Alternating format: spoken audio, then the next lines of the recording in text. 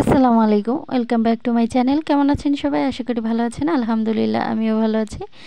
আজকে আপনাদের সাথে শেয়ার করব ছোট মাছ আলু দিয়ে টমেটো দিয়ে ভুনা করব, আর দুই একটা সিম ফালি করে দিব। তো চলুন দেখে আসি। প্রথমে আমি কড়াইতে পরিমাণ মতো তেল আর পরিমাণ মতো পেঁয়াজ কাঁচামরিচ দিয়ে দিয়েছি। দিয়ে হালকা একটু লবণ দিয়ে দিব। লবণ দিয়ে আর একটু ভেজে নেব, জাস্ট কাঁচা গন্ধটা যাওয়া আগ পর্যন্ত ভেজে নিয়েছি। ভেজে নিয়ে তারপরে এখানে একটু পানি অ্যাড করে দিয়েছি কষানোর জন্য। তারপরে এখানে হলুদের গুঁড়া, মরিচের গুঁড়া, ধনিয়া গুঁড়া অ্যাড করে দিব।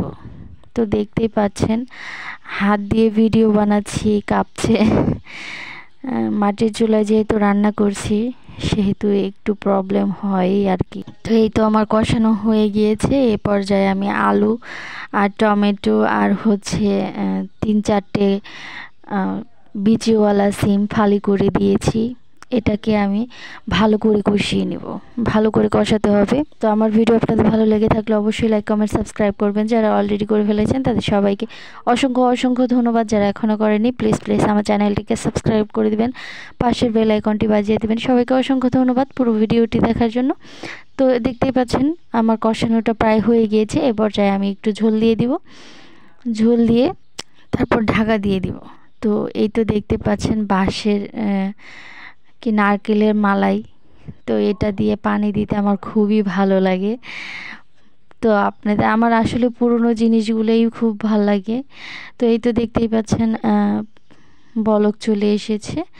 তো এখানে কিছু ঝাটকা মাছও আছে, ছোট সাইজের ঝাটকা।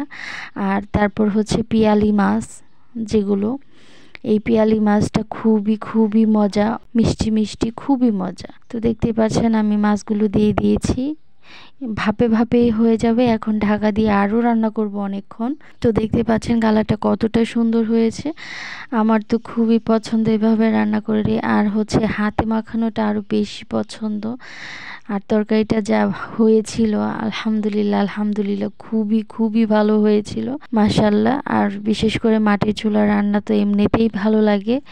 অবশ্যই সবাই মাটির চুলায় রান্না করা খাবার খাওয়ার চেষ্টা করবেন, ভালোই লাগে, খারাপ লাগে না। তো এ পর্যায়ে আমি সার্ভ করে দেখিয়ে দিচ্ছি কেমন হয়েছে। সবাই ভালো থাকবেন, সুস্থ থাকবেন।